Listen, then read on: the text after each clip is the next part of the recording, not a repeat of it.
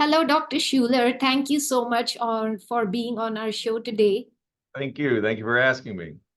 Yeah, of course. So let's start by telling our listeners a little bit about yourself and your practice.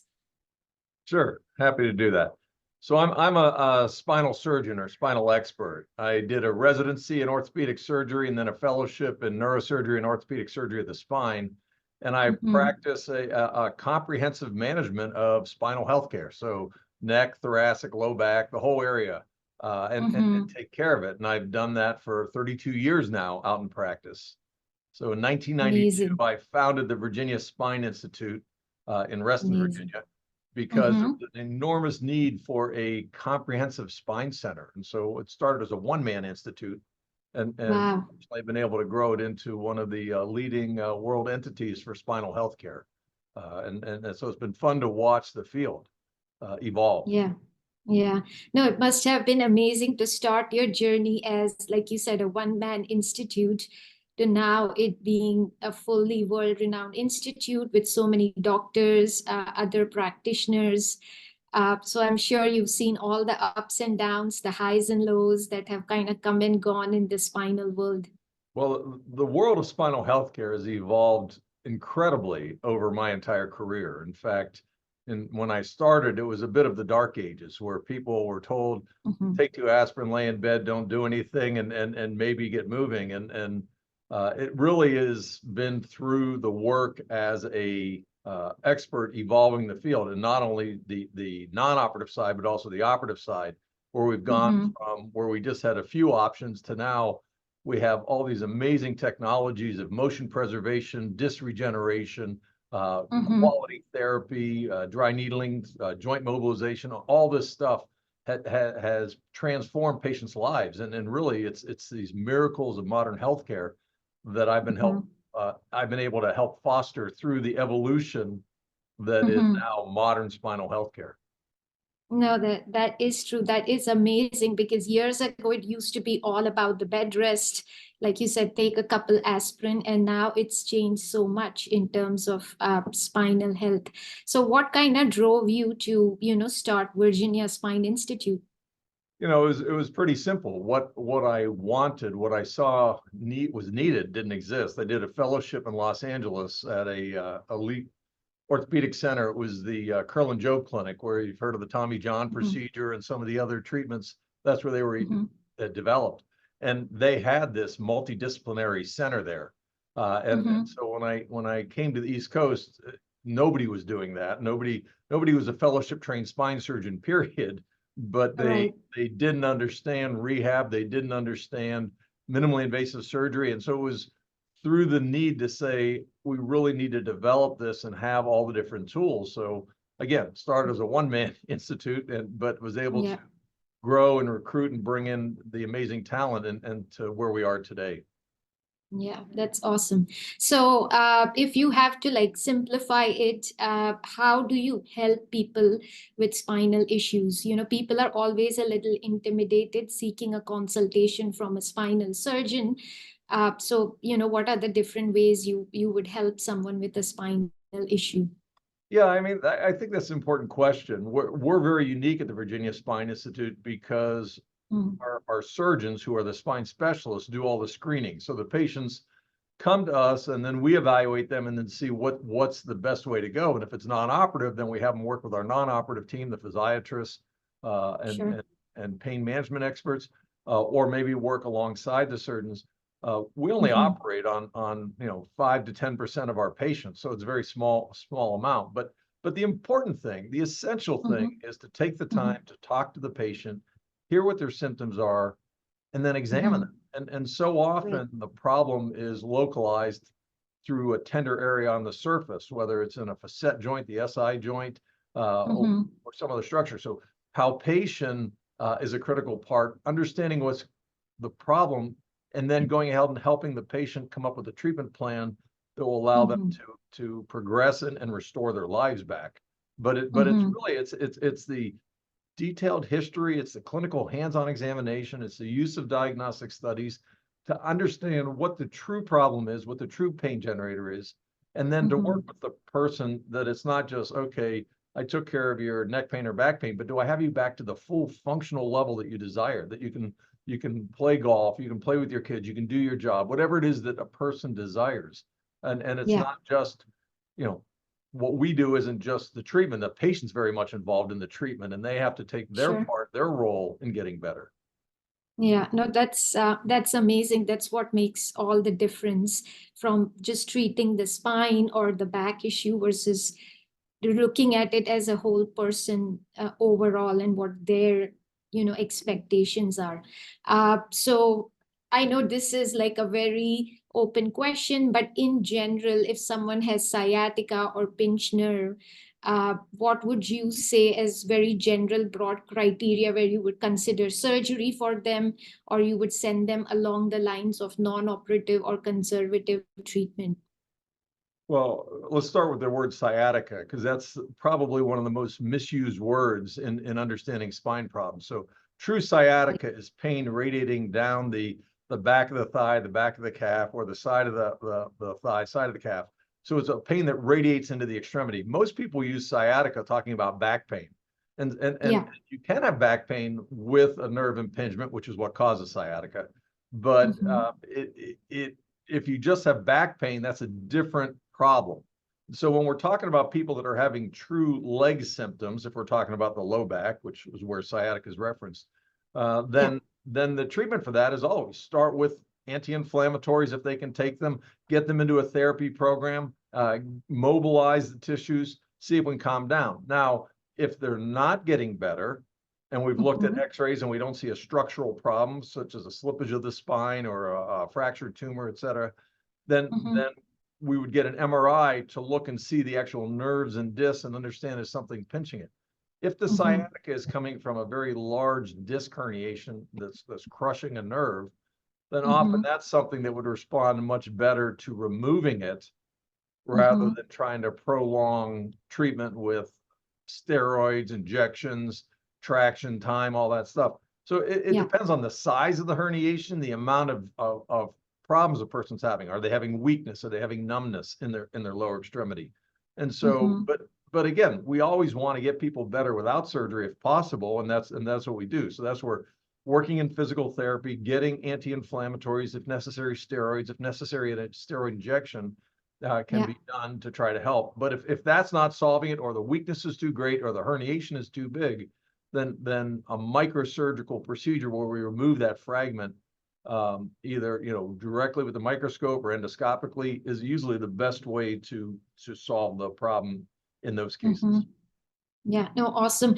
That type of clarification is like so helpful for patients because when someone has a problem like that, intense amount of pain, they are so guarded by fear almost. So that type of an objective clarification, I'm sure is going to be very reassuring for people who are listening and may have symptoms like that, that they have a few choices and one way or the other, they can reach the finish line. Yeah, I mean, the most important question is how much pain is in your back versus your leg, and it's a percent. Do I Yeah. have 90% in my back and 10% in my lower extremity, or is it 10% of my back, 90% in the lower extremity? And it's Mm-hmm. understanding this percent breakdown of symptoms that is bothering a Mm-hmm. person that enables us to come up with a recommendation to say what will best help you recover, what will best help solve your problem. But that's something that's essential if somebody's a true spine specialist. They should be Right. quantifying the percent symptoms in your neck and arm, or your back and your leg at the time they're evaluating, Mhm, because the very different problems if it's more back versus more leg. mhm. No, I love it. I love the breakdown and explanation of that. So what would you say, Dr. Schuler, to someone who is in their 50s, 60s, 70s, majority of our listeners, people who have sort of a degenerated spine by that time, but who like to stay active, how can they take better care of their spinal health?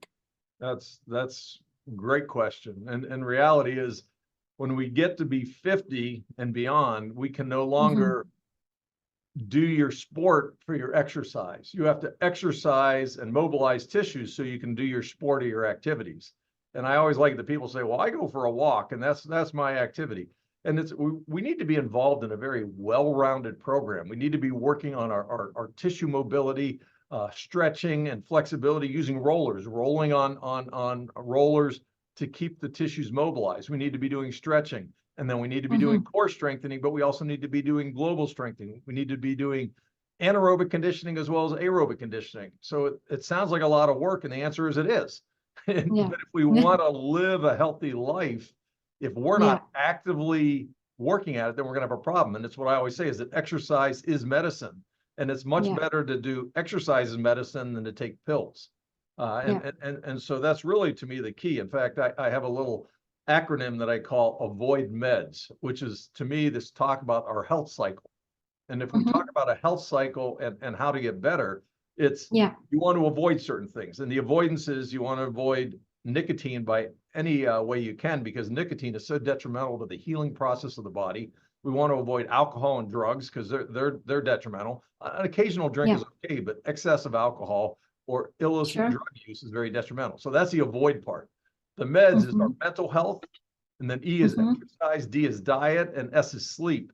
And these are all essential parts of our life. And the mental part is, are you taking fish oil to help your brain? Are you doing exercises that help clear your brain? Are you getting the sleep that helps clear your brain? Are you eating a nutritious diet that helps with the brain? Exercise is essential, as we already talked about, mobilizing tissue, strengthening muscles, keep you functioning. The diet is essential, and that's eating a healthy, well-rounded diet. We're omnivores, so I do believe that we should not be abstaining from any protein, but it's really eating natural foods that aren't processed in appropriate portions is really what matters. And taking supplements, because I think vitamins are critical to fill in the holes in our diet. So getting that in there, and hydration. And the last part is sleep. It's essential that we're getting enough sleep, that we're able to sleep, because the magical elixir of sleep heals so many structures and mental problems. We all know how poorly we function if we don't get a good night's sleep.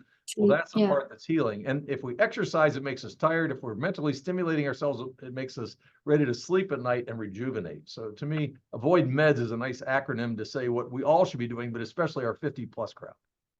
Yeah, no, I love how you summarized it. I think it pretty much said everything to the point, and I loved your acronym meds. I'm definitely gonna steal it here and there if you don't mind. But yeah, I love it. I love how you summarized everything that someone over 50 should be doing, because we should be grateful enough to be able to stay healthy and active. So we will have to put in the work in order to get those results. That's great. Yeah. So any last tips for our listeners, Dr. Schuler? You have to take charge of your health. You have one body, and it's your responsibility. And everybody wants to say, well, what one exercise can I do? What one pill can I take? What can I do? And it isn't. It's this whole cycle of health. If we don't take care of our mind, and we're not taking care of our body, and we're not doing the right things, then it doesn't work out. So it's saying that we have to understand how interrelated everything is. And it gets confusing now. I mean, I just read this article and don't know the truth in it, but I read it that talked about mouthwash raises blood pressure, and because it's killing healthy bacteria at the back of our mouth, which then affects ultimately what's going on with our blood pressure. And so I don't know whether it's true or not, but when you look at how interrelated everything has become, it's so important that we understand that our ability to do a good exercise program, our ability to get sleep at night, our ability to eat the right diet, our ability to mentally stimulate ourselves, and to have the right support group around us are all essential. But it's something which takes significant focus on our part. It doesn't have to be consuming, and the important thing is it has to be sustainable. You can't make it so hard that it's not sustainable, that we're so focused on it that we can't have a piece of birthday cake when somebody's celebrating a birthday, or that we can't have a toast at a family celebration toasting somebody. So it's not an absolute, but it's a question of saying you have to come up with a program that's sustainable, that's comprehensive. And if you slip up occasionally, that's okay. We all can have that, because it's a lifetime transaction. So if you have a bad day, or you have an event that takes you a little out of whack, then get back in the saddle and get going again. So overall, I think that your life is very controllable on your part, but you got to put the time and energy in, and that's the hard part. Yeah, no, I love the sustainable piece too, because a lot of people, when they listen to advice like this, they just jump into it right away. And then, like you said, they cannot take little breaks like a piece of cake or a toast here and there. And it's the sustainable is, I think, the key to success as well. So, how can listeners reach you if they want to follow you on social media or if they want to reach out for a consultation? If you want to share any information with them. Sure. I have an Instagram, which I never remember the name, but I think it's Thomas Schuler, MD at Virginia Spine or something like that. Which Yeah, I have a we lot can of find the posts. handle. Yeah, and Yeah, add I have it a to lot our of posts there. notes. My LinkedIn has I have over 20,000 LinkedIn followers, and that would be under my name, Thomas Schuler, Thomas C. Schuler, MD. Mm-hmm. But if people need to reach me, I'm at the Virginia Spine Institute. I'm chairman of the National Spine Health Foundation, so we're doing a ton of work on spinehealth.org, which is a Mm-hmm. national organization. It's basically the American Heart Association of Spine that I founded over 20 years ago. And we're trying to Amazing. improve spinal healthcare knowledge for all. And so through the spinehealth.org, incredible opportunity to gain information from a vast array of experts that we've assembled. Amazing. So all good stuff. My main advice is stay active, stay healthy, and enjoy your life. No, I love it. I love how you summarized it. I love the acronyms. I'm sure listeners are going to get a ton out of this episode. So thank you so much for taking the time for being with us today. My pleasure. You have a wonderful day. Thank you very much. Thank you.